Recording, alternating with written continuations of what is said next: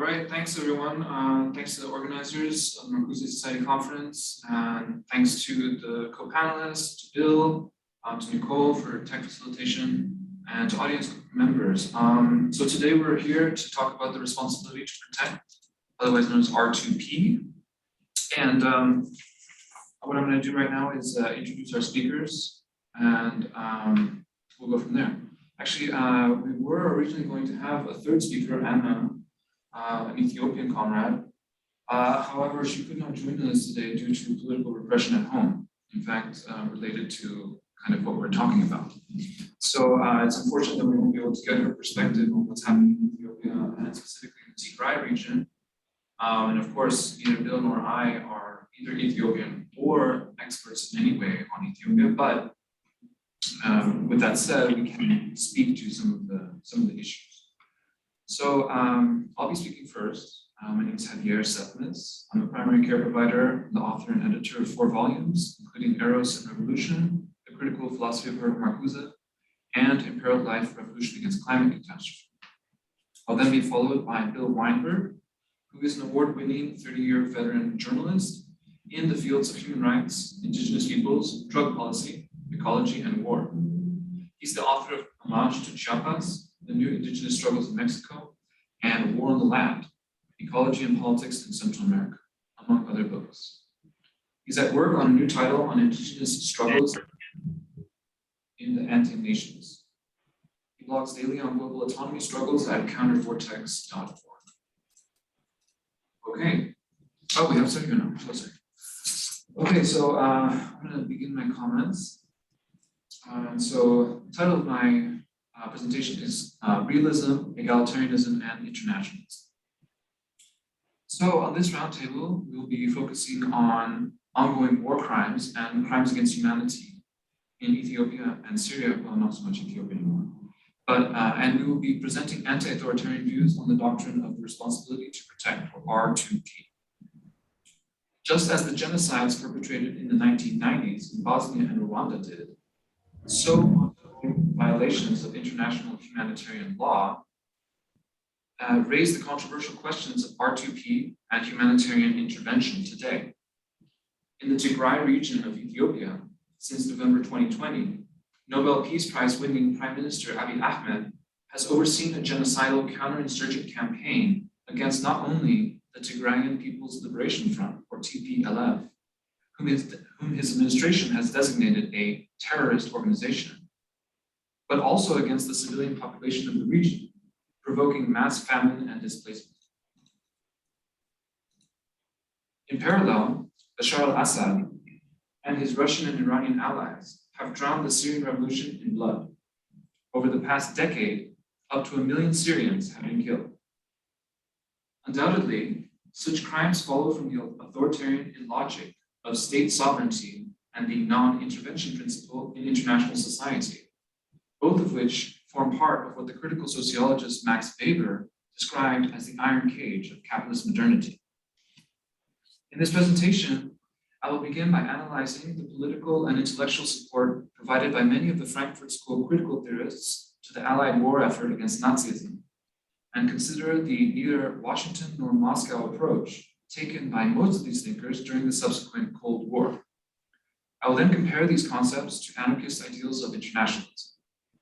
In place of the conspiracism, denialism, and anti-humanism that animate so much of what passes for left commentary on global issues of war, exploitation, and domination in our time, I will propose egalitarianism, literary realism, and anti-authoritarianism as important value principles for left internationalism. Lastly, I will consider the implications of such a position for the responsibility to protect, or R2P, in the face of gross human rights violations today. As we know, most, but not all, of the Frankfurt School theorists were German Jews who had to flee their homes in the early 1930s as the Weimar Republic collapsed and Adolf Hitler seized power. Most resettled in New York, where director Max Horkheimer had arranged for the Institute for Social Research to be relocated to Columbia University. Theodor Adorno and Franz Neumann initially moved to England, where the Fabian socialists Sidney Webb, R.H. Tawney, and Harold Lasky had had arranged for a London office to be opened for the Institute. Uniquely among the critical theorists, Walter Benjamin did not survive his bid to cross the Pyrenees mountain in September 1940 and pass through Francoist Spain to reach Lisbon, where he was to take a steamer to New York and reunite with his comrades. Once the relationship between Horkheimer and Marcuse soured in the early 1940s, when Max suddenly announced that he would partner with Adorno on Dialectic of Enlightenment, after having indicated to Herbert that he would be the co-writer, and encouraging him to move with his family across country to join Horkheimer in Los Angeles. Marcuse began working on philosophical studies of social change with Neumann, as well as his own investigations into Nazism. These included some social implications of modern technology, state and individual under National Socialism, and the new German mentality. When Neumann joined the US Wartime Intelligence Agency, the Office of Strategic Services, or OSS, in 1942, Marcuse was not far behind. Together with fellow exile Otto Kirchheimer, the trio proposed a radical denazification program for the post-war US administration to implement, but it was duly ignored. After the OSS demobilized at the end of the war, Marcuse went on to work at the State Department until 1951, at which time he entered academia. 2 decades later, when the equivalent of today's anti-imperialist critics used Marcuse's tenure at the OSS to question his radical credentials, the critical theorist proudly defended his work there, noting that, quote, "The war then was a war against fascism, and consequently, I haven't the slightest reason for being ashamed of having assisted in it," end quote. After all, we must not forget that World War II, besides being an inter-imperialist war with global dimensions, was also a people's war against foreign occupation, totalitarian dictatorship, and genocidal oppression, both in Europe and Asia. After the Allied victory at the birth of the Cold War, Horkheimer and Adorno returned to what by then had become West Germany, while Marcuse remained in the US to research and teach at different universities. After serving the Nuremberg War Crimes Tribunal as researcher for the chief prosecutor, Neumann died tragically in a car accident in Switzerland in 1954. Generally speaking, over time and space, the critical theorists maintained their anti-authoritarian critique of both Western capitalism and Stalinist totalitarianism, in keeping with the third campus Trotskyist slogan, neither Washington nor Moscow. Nonetheless, Horkheimer slipped up, as we shall see. Marcuse wrote Soviet Marxism in 1958 as one of the first critical treatments of the USSR from within the Marxist tradition. And in One-Dimensional Man from 1964, he condemns the mobilization of stifling conformity on both sides of the Iron Curtain. He was a fierce critic of US governmental policy toward Castro's Cuba and of the Vietnam War, as well as a supporter of the May 1968 uprising in France, Prague Spring in Czechoslovakia, and the Vietnamese and Chinese revolutions. The same could not be said of Horkheimer, who took a turn for the worse toward life's end by resisting calls for the Institute to condemn the Vietnam War, celebrating German-American Friendship Week in 1967, and going so far as to support the US war on Vietnam as an ostensible means of checking the propagation of Maoist political movements. So now I will turn to internationalist principles. Taking from critical theory, as well as anarchism, literary realism, and existentialism, I wish to raise certain internationalist principles for consideration at our conference, which is dedicated to alternative futures. These include Enlightenment principles of humanism and rationalism, Jacques Rancière's emphasis on egalitarianism, and Lev Tolstoy's anti-militarist critique. If the instrumentalizing view of humanity inherent to statecraft and social hierarchy is based on what the existentialist psychotherapist Irving Yalom termed the quote-unquote galactic view that reduces humanity to pawns on a chessboard, or what the anarcho-feminist Ursula K. Le Guin called, quote, seeing with the hawk's eyes and being without self, end quote, in other words, quote unquote, the universe of power, then humanizing frameworks of care may assist in the struggle against oppression. Along these lines, Rancière's political theory emphasizes the equal capacity everyone has to intervene in politics, while the literary realist style featured by Lev Nikolaevich Tolstoy in such artworks as Sevastopol sketches, The Cossacks, and War and Peace, condemns the militarism practiced by states in a highly tragic and humanist light.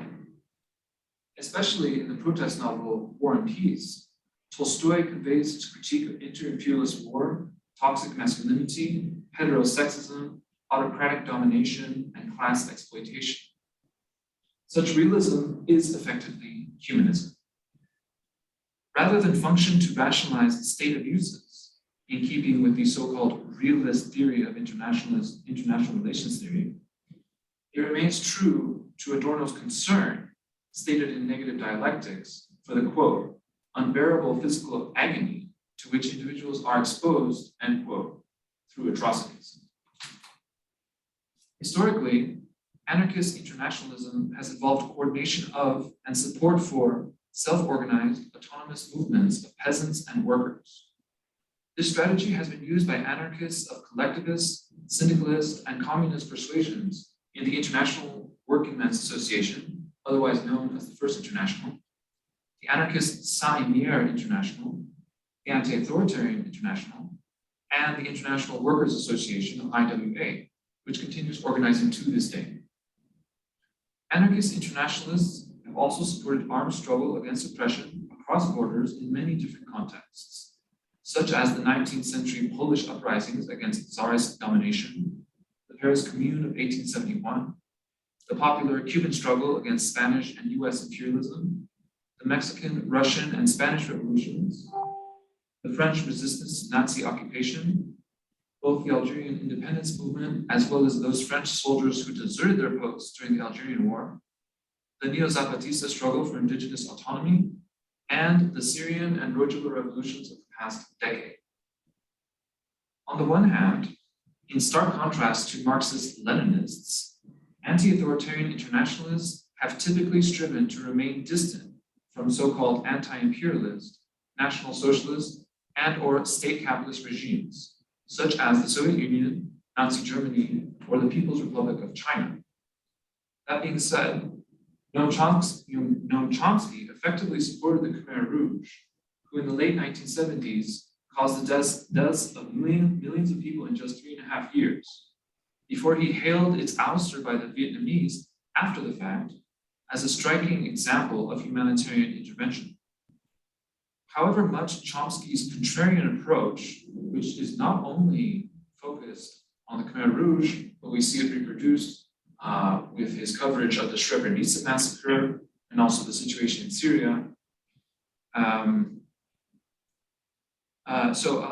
However much this has harmed the left's relationship to real-life atrocities, inspiring the denialism of today, it should be taken as anomalous among anti-authoritarians. On the other hand, anarchists have also generally maintained independence from liberal Western governments, although the track records of the German theorist Rudolf Rocker, who abandoned anarcho-syndicalism for what he called libertarian revisionism at life's end, or of the French unionist Georges Sorel, who proposed a marriage of revolutionary syndicalism with ultranationalism as a strategy to destroy bourgeois society, while instead ending up inspiring fascism. These provide important lessons in this sense, both Rocker and Sorel, for both reformists and revolutionaries. Moving on to humanitarian intervention. Solidarist international society theory proposes that, regardless of questions of legality, there is a moral duty to forcibly intervene in situations of extreme humanitarian intervention, whether owing to war crimes and/or crimes against humanity. Humanitarian intervention, in this sense, can be viewed as a delayed reaction on the part of global society to its guilt over the horrors of the Holocaust and World War II. At the 2005 UN World Summit, 170 states formally adopted the legal doctrine of R2P, which stipulates, and I quote, collective action through the Security Council, should peaceful means be inadequate and national authorities manifestly fail to protect their populations from genocide, war crimes, ethnic cleansing, and crimes against humanity. As such, and that's end quote. As such, R2P doctrine is a combination of solidarism and geopolitical but not literary realism. While a, quote, incomplete and poorly defined concept in the judgment of Yasmin Alawi, end quote, it at least establishes a minimum standard against atrocious human rights violations. Non-compliance in this sense could trigger a multilateral intervention designed to use proportional force to compel a halt to such crimes. At the same time, the state actors that would be intervening are required to have humanitarian rather than strategic motivations for their effective violation of the otherwise overriding sovereignty principle. This excludes the US invasions of Afghanistan and Iraq from being instances of R2P. In reality, R2P is understood as an exception to the fundamental principles of the UN Charter, which ban the use of force between states. As a result, humanitarian intervention is reserved for what R.J. Vincent calls, quote, extraordinary oppression, not the day-to-day variety, end quote. Even so, this begs the question of why poverty, patriarchy, and exploitation should be normalized as acceptable in this framing that claims to oppose ultraviolence. The confused answer would likely have to do with diplomacy and respect for value of pluralism. After all, even in the rare instances on which it would be considered and operationalized, R2P is supposed to be based on incrementalism and gradualism in the application of force, rather than the defeat of a state. Moreover, to limit the application of R2P to the whims of UN Security Council members hampers its potential, as these states are by definition often involved in the very atrocities that require redress. They rightly fear that any legal precedent for humanitarian intervention could be used against them in the future. For this reason, Yasmin Alawi champions the Uniting for Peace doctrine as an alternative, whereby the UN General Assembly can take up questions of R2P when the Security Council refuses or otherwise fails to do so. Humanitarian intervention can be forcible or consensual, violent or non-violent. Nicholas Wheeler and Alex Bellamy view non-forcible humanitarian intervention, like the work of Médecins Sans Frontières, as a, quote, progressive manifestation of the globalization of world politics, end quote. No doubt there. Yet, in the face of mass atrocities being committed today in Syria and Tigray, pacific forms of intervention may serve more as band-aids than help to address the state oppression perpetuating human agony. For instance, I quote Javier in The Lancet, the conflict in Syria has caused one of the largest humanitarian crises since World War II, end quote. This is arguably due to global conformity with the principle of non-intervention, even and especially on the so-called left, particularly in the traumatic wake of the Iraq invasion.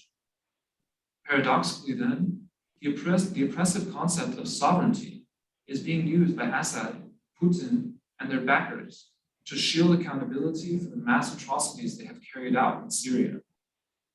And I quote Horkheimer and Adorno in The Dialectic of Enlightenment. Thus, Hitler demands the right to practice mass murder in the name of the principle of sovereignty under international law, which tolerates any act of violence in another country, end quote. But perhaps, short of a global anarchist revolution, this dynamic should work the other way around. In other words, sovereignty could be canceled in light of genocide, war crimes, ethnic cleansing, and crimes against humanity. Applying principles of egalitarianism, literary realism, and anti-authoritarianism to left internationalism in the 21st century has great creative potential. While we cannot predict how this proposal might play out, support for R2P and humanitarian intervention could justifiably form part of the program. Of course, the idea that anarchists should compromise with the state, even on a question so pressing as international fascist atrocities, has a dire history. See the fate of the Spanish Revolution and Civil War, when the CNT-FI joined the Republic. This risk of compromise and self-contradiction must, however, be balanced against the risk of violating one's internationalism and even humanity by ignoring and or guarding silence about ultraviolence and other extreme forms of oppression happening elsewhere in the world. Naturally, though, these do not have to be the only two options. For instance, in Rojava, volunteers have joined the International Freedom Battalion, echoing the fighters in the international brigades who participated in the Spanish Civil War. I personally agree with the Afghan-American professor Zahir Wahab that UN peacekeepers should have intervened as UN NATO forces left Afghanistan to prevent the Taliban from taking over, as it has. Moreover, though flawed, the UN humanitarian intervention in Bosnia in the 1990s prevented the extermination of the Bosnian Muslims at the hands of Serbian ultranationalists. And a similar analysis could be made of the 2014 intervention by the US and the PKK in Iraq's Sinjar Mountains to rescue Yazidis from the Islamic State forces in 2014. Undoubtedly, these are all controversial questions. My perspective is that anti-authoritarian principles of egalitarianism, literary realism, and humanism represent much needed infusions for left internationalism, that the responsibility to protect is direly needed to address political violence across the globe, whether in Syria, Afghanistan, Palestine, Kashmir, Tigray, Burma, Myanmar, China, or elsewhere. And that political radicals should reconsider their commitment in many cases to bourgeois principles of non-intervention. Let's discuss.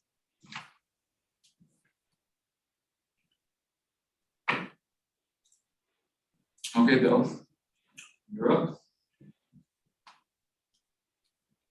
Am I indeed? Okay.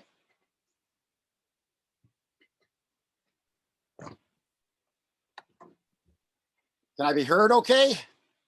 Yes. Good, good, good. Well, I'm just going to argue the thesis that in our whole approach to this question, that true solidarity with those in war zones around the world entails, first and foremost, understanding local contexts rather than viewing the conflicts exclusively through the lens of geopolitics and Campism. Now, understanding the agendas of the great powers is critical, but letting that be the sole determinant of our analysis is a betrayal of the people on the ground. For insight on Syria, Libya, Ethiopia, Afghanistan, or Taiwan, it is imperative to listen first and foremost to the voices from the region. Neither governments, regardless of which camp they are in, nor Western talking heads, whether of the left, right, or center. Unfortunately, campism has come to define the consensus position of the left establishment in the West. In 2016, when the Syrian city of Aleppo was being massively bombed by Assad regime and Russian warplanes, the people of the city took to social media as best they could to demand a no-fly zone be established to protect them, and even massively burned tires in the streets to create a haze over the city that would obscure ground targets and create a de facto no-fly zone. And today, the people of Burma and of Tigray in Ethiopia, facing genocidal situations, are similarly taking to social media as best they can to demand P2P, R2P, responsibility to protect measures. And in each of these cases, the Western left has, with varying degrees of unanimity and enthusiasm, lined up with the oppressors and aggressors and betrayed the victims. Now, if you wanted to oppose a no-fly zone for Aleppo, and I understand the arguments against it in terms of the risk of superpower confrontation and Syria becoming a flashpoint for a wider world war. But if you want to oppose a no-fly zone for Aleppo, that increases the responsibility on you to oppose Assad and Putin's bombardment of the city. But the leftists at the time, back when Aleppo was being bombed in 2016, who opposed the no-fly zone, they did not oppose Assad and Putin's bombardment of the city. They saw their responsibility merely as to oppose the no-fly zone. And all too many, that is to oppose the merely proposed and hypothetical no-fly zone as opposed to the very real bombardment of the city. And all too many went so far as to justify the bombardment. For instance, by making false claims, such as we saw in the writings of Stephen Cohen in The Nation magazine, that the bombardment was aimed at ISIS. Now, ISIS was not even in the city at the time. When they tried to establish a foothold in the city a year earlier, they had been driven out of the city by the same Free Syrian Army rebels that the bombardment was aimed at. So this claim that the bombardment was against ISIS is an example of what sinister spy agencies call black propaganda, not mere distortions, but outright lies.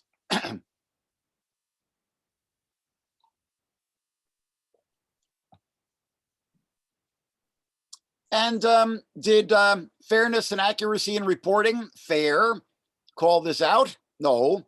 On the contrary, they went along with this distortion, and they have actively promoted as some kind of truth-telling alternative to the corporate media, Assad regime flacks such as Rania Khalek and her Kremlin front platform In the Now, quote unquote, which is directly funded by RT, the Russian state propaganda organ. Then in 2017 and on into 2018, the US began massively bombing a Syrian city, the city of Raqqa, virtually destroying it, just as Putin and Assad had virtually destroyed Aleppo. And once again, amazingly, the so-called anti-war left in the West did not protest because the US was bombing the city because it was controlled by ISIS, an enemy of the Assad regime. The US bombed Raqqa relentlessly for months with a horrific toll in civilian casualties to utter silence from the supposed anti-war left in the West. And the same anti-war left, which did not protest when the US relentlessly bombed Raqqa for months, did mobilize to protest on the two occasions that the US bombed Assad's air bases in response to chemical attacks with no civilian casualties. So the so-called, the opposition to so-called humanitarian intervention certainly is not motivated by a concern for civilian casualties on the ground. It seems to be motivated entirely by fealty to the foreign policy aims of Vladimir Putin. And such, icons of supposed left-wing commentary in the West, including Aaron Mate, Jimmy Dore, Katie Halper, and Roger Waters, have all promoted, so-called false flag theories about how Assad's chemical attacks were actually carried out by the Syrian rebels against themselves as a provocation, a thesis that flies in the face of logic, as well as the findings of the Organization for the Prohibition of Chemical Weapons and every bona fide human rights group that has looked into the attacks.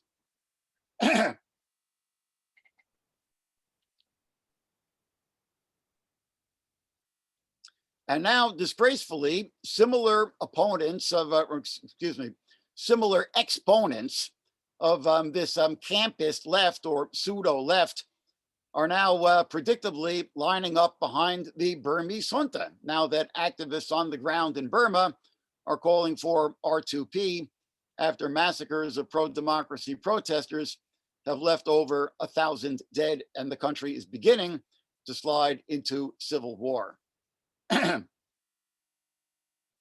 Back in April, when the massacres were mounting, Ben Norton of the Gray Zone tweeted, and I quote, basically all English language media reports on the death toll in Myanmar are based on unverifiable claims by a pro-Western opposition group, the Assistance Association for Political Prisoners, AAP, which is supported by the US government's NED, that's National Endowment for Democracy, a CIA cutout.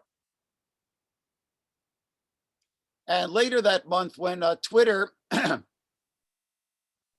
launched an emoji for the so-called Milk Tea Alliance, one of the pro-democracy civil opposition groups on the ground in Burma or Myanmar, Norton tweeted, quote, the US regime change network has kicked into high gear targeting Myanmar. The Silicon Valley social media corporations are functionally an arm of the US government, pushing regime change propaganda on its behalf, end quote. So, even here in a situation seemingly as clear-cut as Burma, where there has been a military coup d'etat and a civil pro-democracy movement, which is trying to overturn it. The campist left, which, howls about, for instance, the regime in Venezuela is being, undermined by coup plotters, is rallying around the military junta, which has illegally seized power in Burma. And now we similarly see those who are calling for R2P in Ethiopia coming under attack. And here it's particularly ironic because Ethiopia has actually been an ally and a proxy of US imperialism for the past 30 years, although the alliance is now somewhat frayed.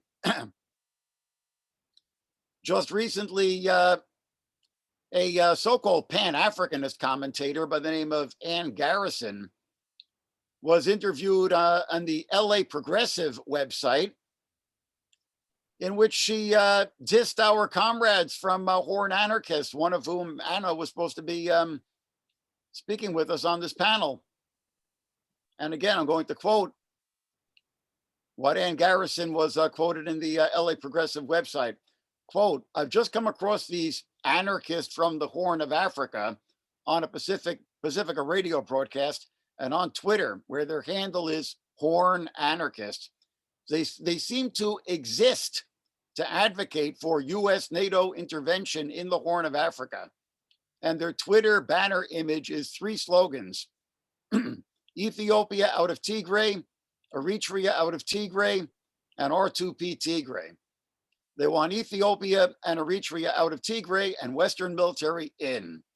R2P is an acronym for Western Responsibility to Protect, a doctrine promulgated by imperialists and relatively innocent do-gooders at the UN to justify military interventions that violate national sovereignty in the name of defending human rights, end quote. And this is a very telling construction because it explicitly places national sovereignty before human rights, which is pretty damn scary and indicates how far out of whack Western progressive values have become. In addition to, conflating the demands of, activists on the ground facing literally genocidal situations with, Western imperialism. Now, I have to emphasize here that R2P does not immediately have to mean military intervention. There are actually 3 pillars of R2P. Pillar 1 recognizes the responsibility of states to uphold human rights within their borders. Pillar 2 recognizes the responsibility of other states to aid a given state in fulfilling this responsibility. And it is only Pillar 3 that calls for military intervention by other states if the state in question still fails to live up to its responsibilities.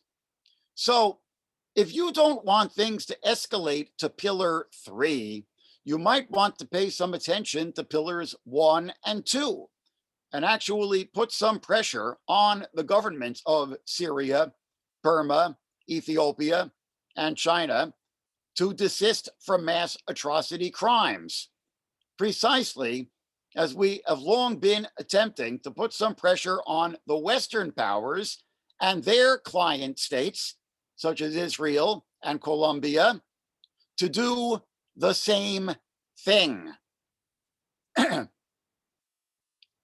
To desist from mass atrocity crimes. And if you argue that we have a greater responsibility to pressure the Western states and their clients as citizens of the West, okay, I agree. But that doesn't mean that we have no responsibilities to the victims in Syria, Burma, and Ethiopia. And it certainly does not mean that we can cover up or make excuses for the atrocities carried out by these regimes. And again, there's a certain irony to even mentioning Ethiopia in this context at all, because as I say, until very recently, it has in fact been a client and proxy of the West.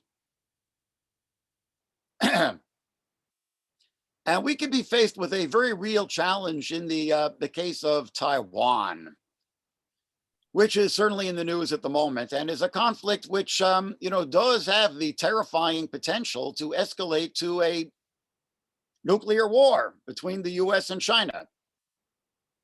And uncritically embracing the People's Republic of China claim to sovereignty over the island is going to do absolutely nothing to arrest or slow the escalation. The Taiwanese must be given a voice, first and foremost. And I really first, began following the internal politics in Taiwan with the emergence of the Sunflower Movement in 2014, a student youth movement which actually occupied the parliament building in Taiwan to halt a pending trade treaty with the People's Republic of China, a movement which was directly inspired by Occupy Wall Street, although it took things much further and actually achieved its aim of halting the trade treaty.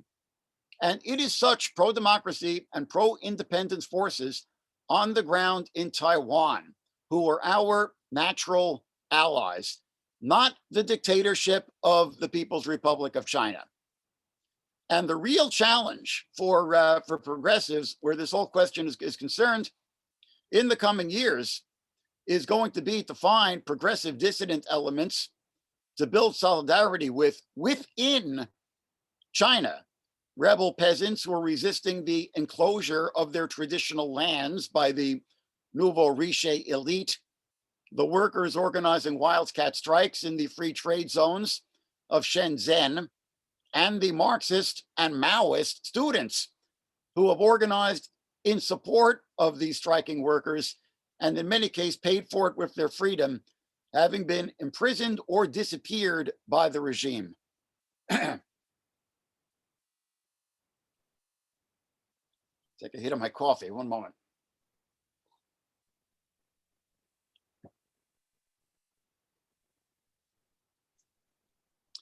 Before I close, I'm going to invoke a piece of literature, a book of fiction, something I don't often do, but I'm going to do it here. In this case, it's very something directly to say what we're discussing. Anybody out there has read the book The Iron Heel by Jack London, which was actually written before World War I, written in 1908. And it was kind of a work of future fiction, anticipating workers' struggle and world revolution against a dictatorship of the industrial interest in the years to come. And in that book, he actually anticipated the US going to war with Germany. He actually had Germany, rather than Japan, bombing Pearl Harbor in a sneak attack. But the disaster of war was avoided as the working classes of both the United States and Germany shut down their respective countries in a general strike in solidarity with each other and against their respective rulers. The American and German bosses were forced to abandon their war plans in the face of international working class solidarity. And this is the kind of solidarity from below that we should be striving for, and that I submit is the only thing that holds out any real hope of undoing the pathological state of permanent war and avoiding an eventual escalation to the unthinkable. So, I submit that we must reject the dualistic thinking that sees, the new world order of globalized imperialism, posed in Manichaean manner against the old world order of the Westphalian model of sacrosanct state sovereignty. We must reject that as a false choice. We should reject both. And if rallying around the prior, that is to say, globalized imperialism, because of the threat of the latter, sacrosanct state sovereignty, which is a blank check to commit mass atrocity crimes, if that's an error, then equally so is the reverse. Rallying around sacrosanct state sovereignty due to the threat of globalized imperialism. It's a false choice, and we have to reject both. Now, the way to do so isn't always so clear-cut and easy. It requires real grappling, but certainly it begins with actually listening to the people on the ground in places like Syria, Libya, Ethiopia, Afghanistan, or Taiwan. And if they are actually calling for some kind of outside intervention in the face of genocidal situations and mass atrocity crimes, we should be grappling with the reasons that that they are doing so, rather than merely dismissing and demonizing them as pawns or agents of Western imperialism. That's my story, and I'm sticking to it. Thank you. Cool. All right, so I just want to make a few comments on your presentation, Bill, before we go to the question and answer period. Sure. So I think that I'm just going to be here so you can see me. So I think definitely what you're talking about with regards to the outright lies that are often espoused by anti-imperialists or pseudo-anti-imperialists, as Rohini Hensman calls them. Definitely the propaganda they are often engaged in, I agree it's outright lies, but if you look at the history of it, we can see going back 100 years, we had the conference in March dedicated to the centennial of the Kronstadt uprising during the Russian Revolution, in which the group of red sailors who had been, to a large degree, the vanguard of the Russian Revolution, especially in October 1917, rose up against the Bolshevik autocracy 4 years later, calling for the principles of the revolution to actually be institutionalized, or rather to be observed, rather than endlessly deferred, as the Bolsheviks were wont to do. And so I think there's a very clear parallel here between the moment that we're in right now and also that moment, because we see that authoritarians are maligning true revolutionaries and engaging in what the historian Richard Stites called social prophylaxis for their audiences. That is to say, oh, you can't listen to them because they are, as you're saying, as you're describing, Bill, imperialist, CIA, NED, whatever. So for that reason, we can't listen to anything they have to say. So this is very typical. I mean, the Bolsheviks said that the Kronstadt sailors were white guardist agents, that they were foreign imperialists and stuff like that. None of it was true, historically speaking, with the investigations and everything, none of that was true. But it's very easy for those in power or those who are committed to systems of oppression and so on, to simply go with that kind of an argument. Right. Well, there's a critical difference here. I mean, on one hand, you're absolutely legitimate analogy, and it's kind of frustrating how little things have changed since way back then, more than a century ago now.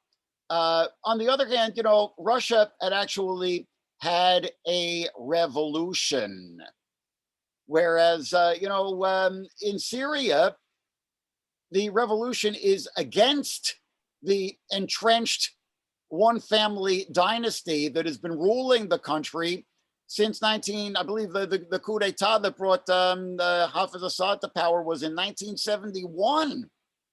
So if this error was somewhat forgivable in 1921, it is significantly less forgivable in the context of Syria in 2021, or in the context of Burma. Absolutely. Where you can't even pretend that it's in defense of a revolution. It's in defense of an entrenched dictatorship in the case of Syria, and a new military junta which has come to power through a coup d'etat in Burma.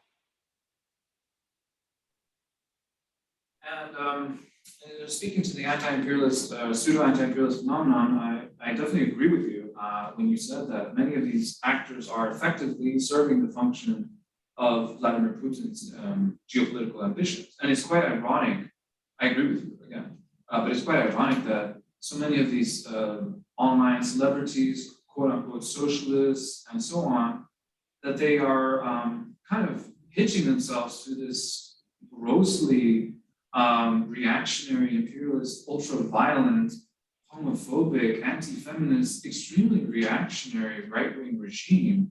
I mean, what does that say? Does that tell us that the left is, flawed inherently, or is it more that these opportunists are just, going with what they think is popular and what can make them money and get them views? What do you think? Well, I think it's a combination of those two factors. I mean, I think you've got the people who are, taking money and promotion from RT and the whole Kremlin propaganda apparatus to advance their careers. And then I think, you've got an awful lot of people who have just been fed the propaganda because it's ubiquitous on social media, and they really buy it. And, the particular irony of it is that, anybody, they will bait as agents of Western imperialism anybody who's concerned with human rights in Syria or Burma or Ethiopia, whereas they are the ones who have overtly and explicitly allied with rival imperialisms.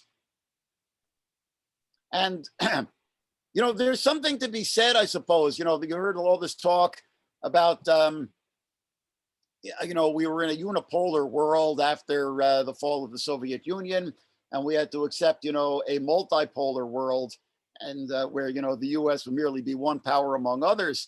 And well, yes, I mean, that's an inevitability, of course. US imperialism is still, in terms of its military reach, it's by far the most powerful imperialism on the planet, but it seems to be in a state of decline and retreat at the moment, whereas, Russian and Chinese imperialism are on the rise. And certainly,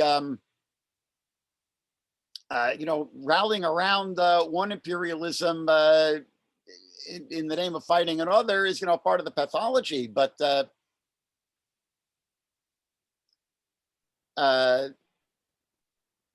those who are arguing for, accepting a multipolar world have got to, they're also in danger of doing exactly that. And accepting that we're in a multipolar world is necessarily must imply a critique of the other poles. There isn't anything about the United States which is which makes U.S. imperialism uniquely evil. I mean, the problem is imperialism. And from the perspective of the Syrians who were getting bombed in Aleppo, Russian imperialism was the evil that they were facing. their lives aren't worth any less because the bombs that were falling on them happened to be Russian instead of American. And again, we can point out the irony that when the US actually was bombing a civilian population in Syria in the bombardment of Raqqa, the so-called anti-war left in the West didn't even bother to protest it because there the US was, sort of at least on a de facto basis aligned with the Assad regime and actually serving the foreign policy aims of the Kremlin. I mean, that's how out of whack it's become, that they don't even oppose US imperialism when it commits genuine war crimes, if it happens while doing so to be aligned with the foreign policy interest of the Kremlin. That's how out of whack it's become. Is there anybody out there who's paying attention and wants to join the discussion? Yeah, any questions, comments from the audience?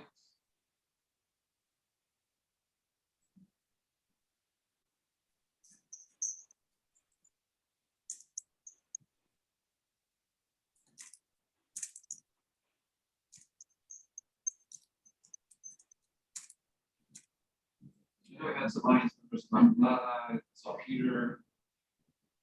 I don't know if you have any thoughts, reactions. I know what we're talking about is quite controversial, so I'm sure you have some thoughts.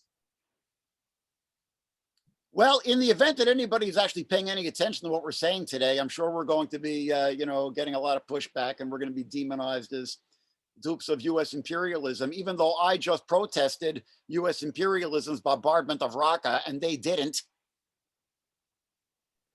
Life's little ironies.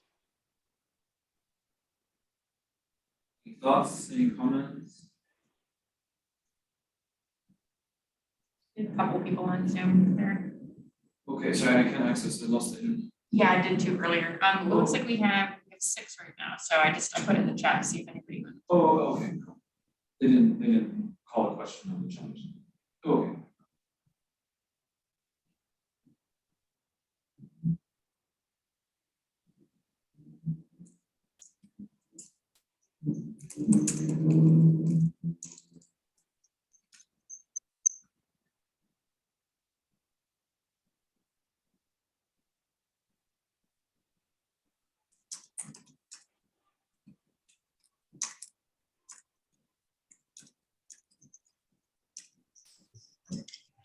Well, I have a question. It's about detail.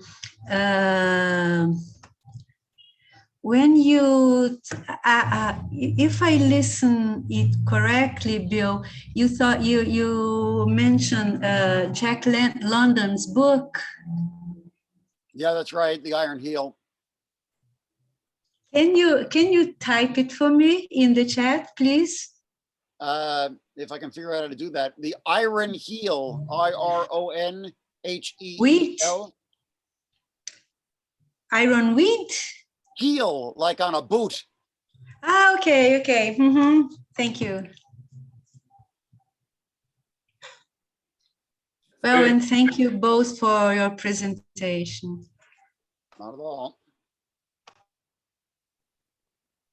That's very, that book, in fact, rips off the Paris Commune as well. I don't recall the general strike that you mentioned. It's been a long time since I read it, but what did stay with me from that book was toward the end, there was an uprising of workers in Chicago, and they declared something like the Chicago Commune, modeled off the Paris Commune. Right. And then what happens is that the state sends in on railways troops, I don't know if the National Guard or Army. In any case, they all go in there and massacre the communards. So, yeah, Iron Heel is really, not engaging with Jack London's racism or support for eugenics, very questionable and problematic points of view in that sense. But if you just look at Iron Heel, I think it definitely it saw a lot of things that were coming. Yes, indeed, very prescient book. Yeah. And when you were talking about the general strike, it also reminded me a bit of War and Peace by Tolstoy. On a number of occasions, he does talk about how the French and Russian soldiers across the lines of control would, actually socialize in a human way, break down the barriers, fraternize, commingle, have meals with each other across the line. And I know there have been many examples of basically truces from below. I believe it was the Christmas Day truce in 1914 during World War I. There were a number of others that general strikes against war in the context of war, organized by the soldiers themselves, rank and file, as opposed to the officer corps. Of course, on each side, the French, Russian, or what have you, going to be, opposed to the soldiers coming together. But of course, that's the way forward. I totally agree with you, Bill, in your conclusion. I think not only with regard to R2P, but if we're talking about capitalism, we're talking about global warming, if we're talking about a lot of these issues, I think that indeed is the only way forward.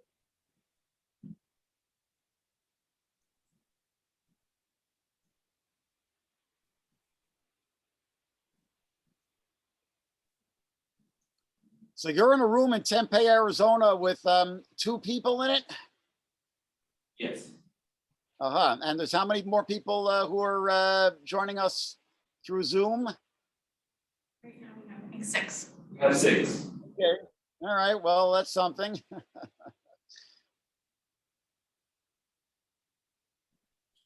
And it's being recorded, so it can be posted online for future viewing.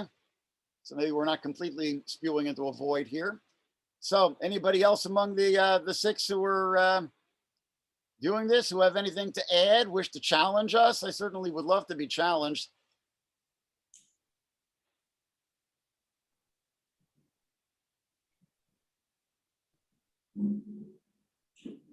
Well, I can challenge you, Bill, actually. I was thinking, Please do. well, okay, so, all right. So, I mean, okay, so, when we were talking with Anna, we were talking a bit about like the nationalists on the ground in these countries who identify with the post-colonial regime, or, in the case of Ethiopia, because there was only a brief period of occupation by the Italians. In general, Ethiopia has not been colonized by Europeans. That's right. But so, for example, in India, in the post-colonial context there's a lot of pride for Modi and Hindutva, an extremely reactionary, ultra-right movement. But you have this strange dynamic where I think the critical theorists could help us understand in social psychological terms how it is that people are identifying in a quote-unquote democratic way, majoritarian way, based on the culture that is coming from the top and the bottom and so on. But I mean, how do we deal with, like reactionary men in many cases who are, defending the crimes and atrocities of their home country regime, or, because they have pride in some sort of way? And how exactly, and my specific question is with regard to any, differences across race or geographies. We're both coming here from the United States, talking about contexts that are very different places. So I'm just wondering if you can talk a little bit about that, some of the nuance and difficulties of that. Well, I'm not entirely clear that I understand the question. I mean, how do you, what kind of approach do you take to, reactionary nationalists who are rallying around Narendra Modi in India? Well, how do we react to the MAGA heads here in the United States? I mean, it's basically, mutatis mutandi, as they say. It's pretty much the same phenomenon. I mean, obviously, it's a somewhat different, context here, but certainly there are commonalities. Absolutely, there are a lot of commonalities, and in fact, I think on both sides, like you can see the continuities of like counter Enlightenment philosophy, as Marcuse analyzed in Reason and Revolution and other places. The reaction to German idealism, the reaction to the Enlightenment, the reaction to rationalism. If you look at Sternhill, fascism is very much obsessed with canceling 1789, the French Revolution, the Enlightenment, the idea of equality, the idea of having a reason in society and in the world. So yeah, I mean, I think that it's very much on the rise, especially with Trump. I mean, if you look at Trump, the Trump effect, not only here with the Capitol push or the attempted coup, but it's kind of it's very brazen. A lot of the things that governments around the world are doing, like for example, I guess the ICC, the International Criminal Court, refused to prosecute the other day U.S. soldiers who have committed crimes in Afghanistan. And this is kind of similar to the idea of the ICC. Well, no. The ICC launched an investigation. They recently put it on hold because of the the situation on the ground in Afghanistan now kind of precludes continued investigations. They're under pressure to launch it again, but they did in fact open an investigation, which is why the U.S. under Trump placed sanctions on the ICC investigators, because they had actually opened an investigation into U.S. crimes in Afghanistan. Okay, I stand corrected. But I think that that same dynamic whereby George W. Bush refused to join the ICC for that, Right, of course. Right? Because they don't want to have any kind of accountability, responsibility. Just have the soldiers go wherever and just do anything. But so I guess So I guess one of the issues with R2P is we're looking at the crimes of dictators and not imperialists, authoritarians, mainly in the global south, but that should also be complemented by, according to the Trotskyist idea of either Washington or Moscow, Beijing, and so on, it has to definitely be complemented by an opposition to U.S. imperialism and settler colonialism and white supremacy. I'm not saying you're not having that, but I'm just emphasizing the point that there needs to be both. Otherwise, you can have things like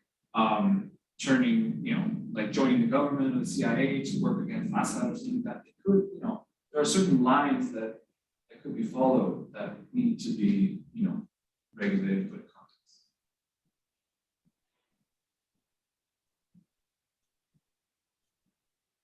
Well, I mean, the fact that there are, there is a support base for, Modi in India, who the U.S. is not particularly, on the outs with at all, or Duterte in the Philippines, or Bashar Assad in Syria.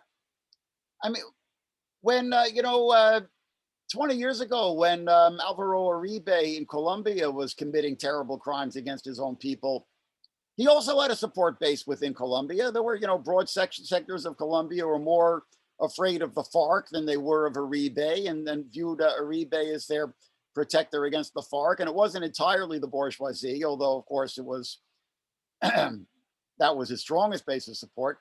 But he had a degree of support within Colombia, and the left wasn't confused about that. So I failed to see why we should be confused.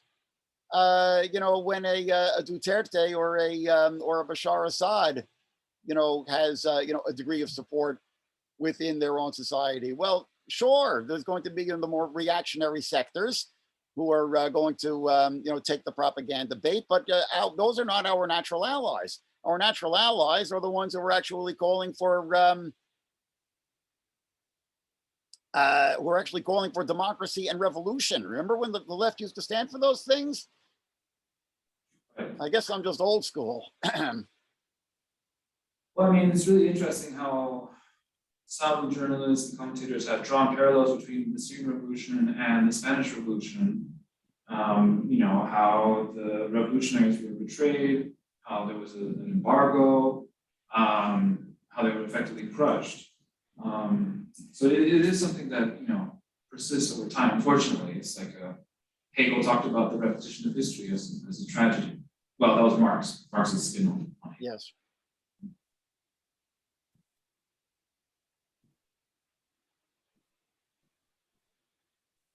Any thoughts from our viewers?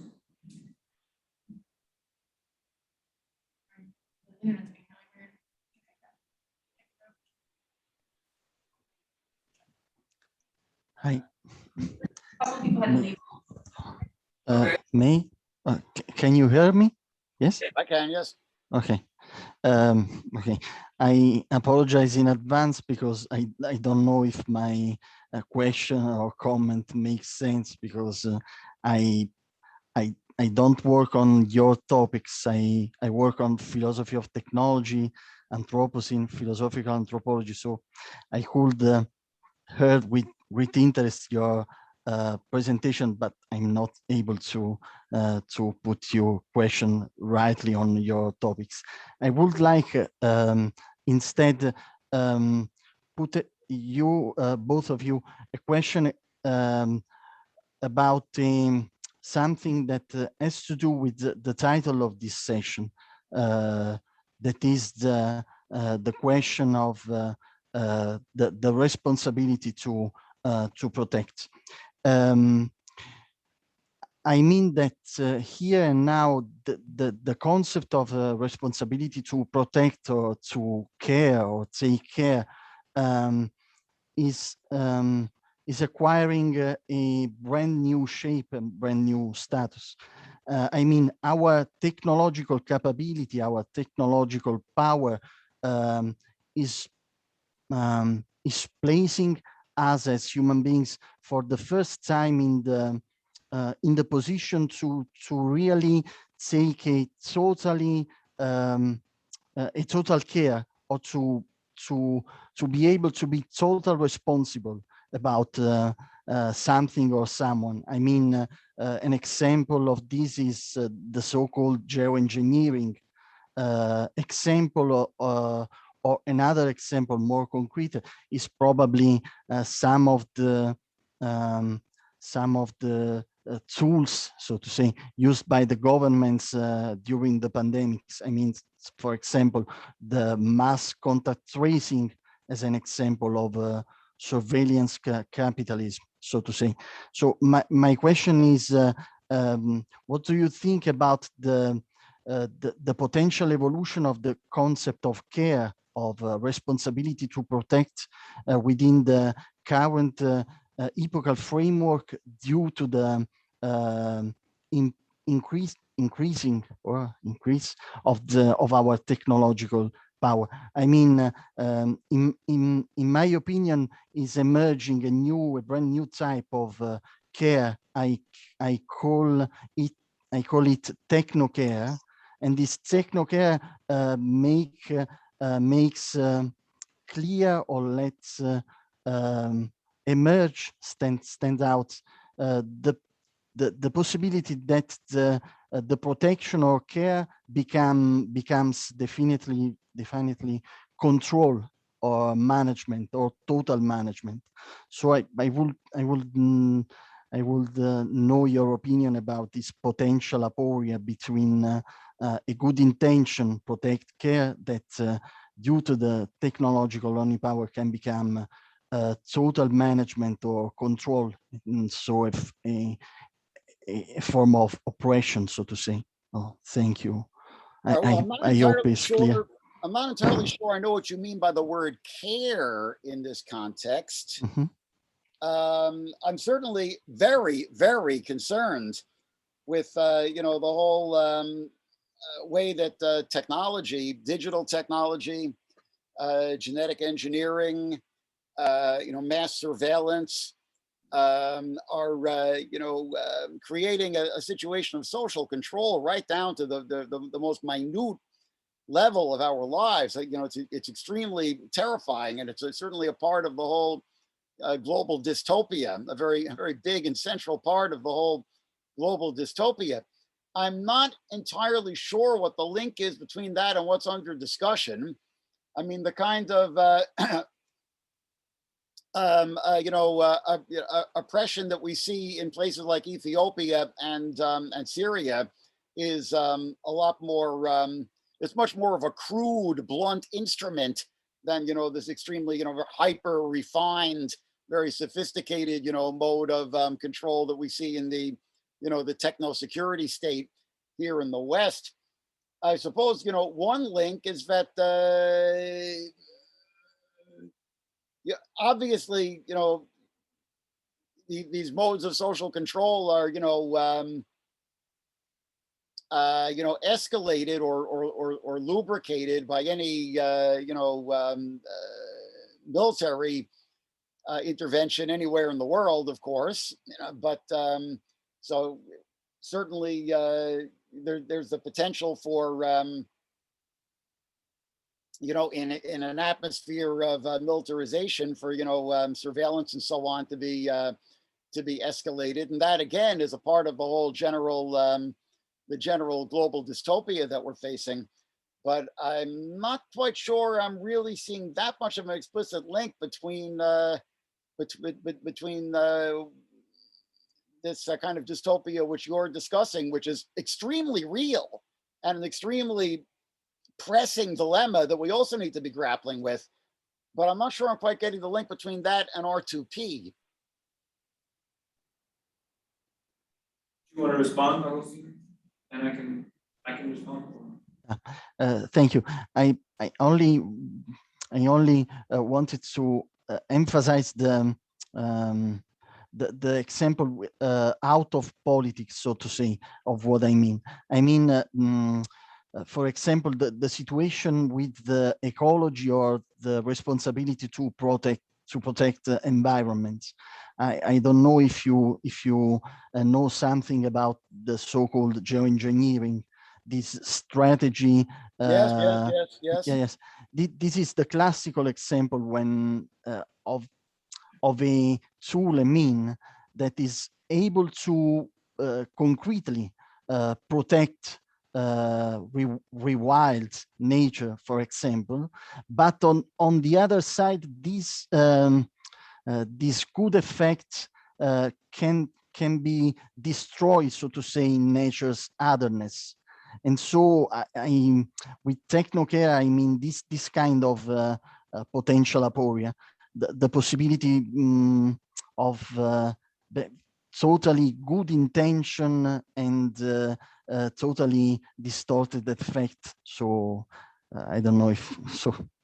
This is my Well, I point, mean, or my look, I've acknowledged, there is a legitimate concern that, for instance, the instating of a no-fly zone over Aleppo could have, escalated into a direct U.S.-Russian military confrontation, which in turn could have escalated the World War. I'm not dismissing that concern. And similarly, if hopefully we're not going to live to see it, but if in fact, the People's Republic of China does move militarily against Taiwan, and the U.S.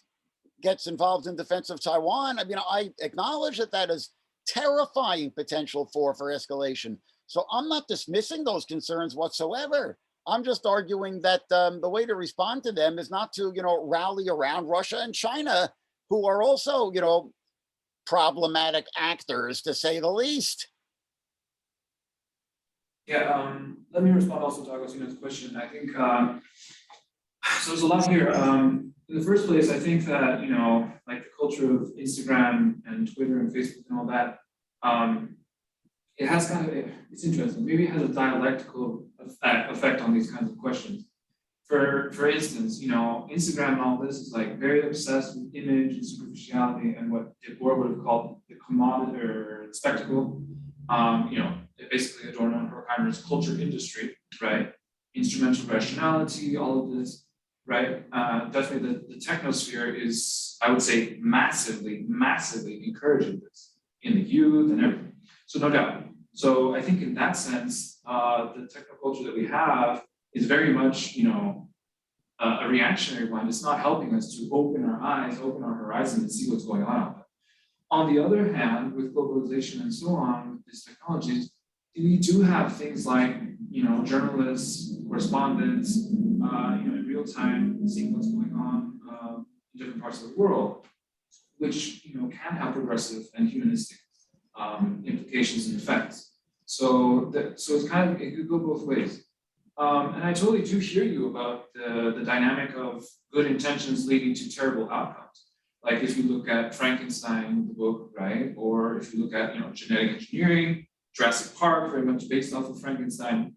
And actually, it made me think of one of the Avengers movies in Marvel. Sorry to go pop culture, but Iron Man wants to have peacekeepers, to just keep the peace, to prevent horrible things from happening. But then something happens, they combine, they become like this ultra machine called Ultron.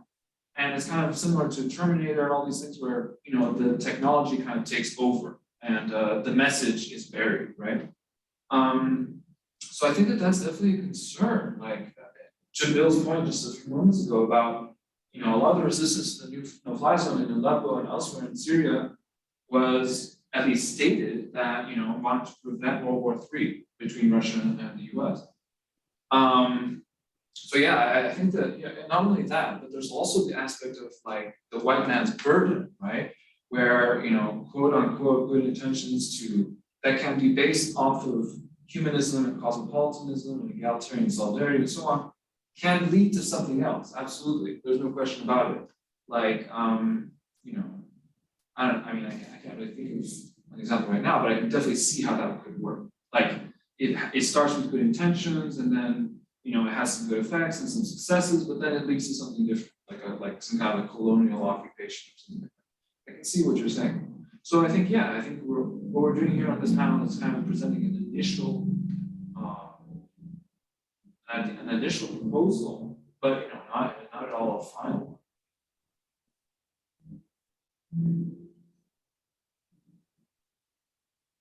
I mean, I'm not even, the whole question of, intentions is kind of a difficult one, because I think that even, within the Beltway establishment, which has, increasingly been embracing the notion of humanitarian interventionism for the past 30 years or so, I think there's kind of, a divide or a tension between those like Samantha Power, who, probably really do have good intentions, but they just don't have, any kind of critique of the Western powers themselves. There's certainly nowhere near a sufficient one.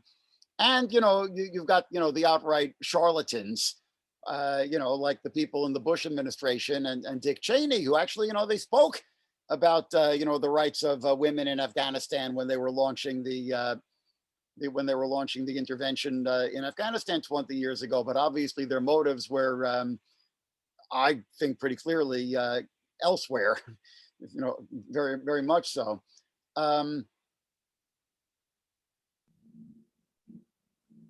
The question of trying to parse the intentions of the people in power is in launching so-called humanitarian interventions can be kind of a tricky one, and ultimately I'm not sure that it's the intentions which really matter all that much. But it's the actual behavior. I mean, imperialism can't really behave other than how it does. It's kind of in the nature of the beast. And in terms of an instance in which quote unquote good intentions have led to terrible outcomes. I mean, really, the very first instance in which in which the nomenclature of humanitarian intervention was used, and there actually was a so-called humanitarian intervention, was in Yugoslavia. I mean, going back almost 30 years ago now, where initially, there were calls for some kind of what we would today call R2P, although I don't believe the phrase had been coined then, around Bosnia. And then it was finally with there was limited Western and in fact Russian intervention, to restrain the warring powers on the ground in Bosnia in 1995. And then finally you had, with when Serbia launched its, internal ethnic cleansing of the Kosovo region in the south, then, NATO actually did launch a bombing campaign against Yugoslavia, against Serbia, and with the predictable toll in civilian casualties, and notoriously there was I believe a Chinese television building in Belgrade which was bombed, which could sort of be supposedly as collateral damage, supposedly accidentally. But that instance can sort of see the beginning of the whole geopolitical shift, where going back to Nixon opening China, and during the Sino-Soviet split and so on, China had sort of been de facto in the Western camp against Russia, And that's when it began to, switch and into the, and sort of closed ranks with Russia once again against the West. And, less notoriously, there was the NATO bombing of the petrochemical works at Pančevo right outside of Belgrade, releasing all these toxins into the atmosphere and so on. I mean, that was, a war crime by any definition. And I certainly, I readily acknowledge that. And I'm not glib or utopian about the notion of humanitarian intervention. On the contrary, I'm quite skeptical about it. But I'm arguing that the response of merely, rallying around the regimes which are committing mass atrocity crimes, and dismissing the people on the ground who are demanding some kind of intervention on their behalf as, dupes and agents of the West, is not a helpful response. It's a very counterproductive response. And I'm not proffering any easy answers here, okay? I don't have any easy answers. All I've got is difficult questions. Sorry. And I ultimately think that, people who pose difficult questions are playing a more helpful role in this world than those who are proffering easy answers. Very nice, Bill. So it's a dirty job, but somebody's got to do it. Yeah, I think, if we look at, I'm doing some research for this presentation, I was looking at some of the past interventions, and there are very few that have been identified as like pure humanitarian interventions. Obviously we have the Soviet invasion of Afghanistan, which had nothing at all to do with humanitarianism or R2P at all. Obviously the invasion of Iraq and Afghanistan, I mean, you can say that there was a discourse of humanitarianism. Yes. Yes. But very much secondary, tertiary, or less. But if we do look at the pure ones that I was reading about, they were Tanzania's intervention in Uganda in the 70s to oust Idi Amin. That's right. So Vietnam's Vietnam and Cambodia, yeah. Yeah. And the U.S. in Yugoslavia in 1999, and the U.S. in Somalia, and I believe it was 91? 93. 93, okay. Yeah. Yeah, correct, 93, yeah. Well, I don't know about the Somali one. I would have to do research on that one. I mean, I did read Black Hawk Down a long time ago, but of course that's that. But what I was saying is that basically that what was it? China and the West condemned Vietnam's invasion of Cambodia as serving the aims of Soviet imperialism. I found that quite ironic. And yeah, I mean, kind of sounds very similar to the Putin crowd, saying that the Syrians who are calling for R2P and or the people outside who are supporting them in that are also agents of imperialism. I mean, it's complicated.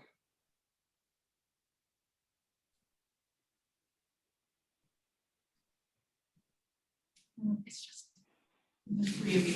Okay, just listen. All right. Any final questions or comments, Agostino? No. Great.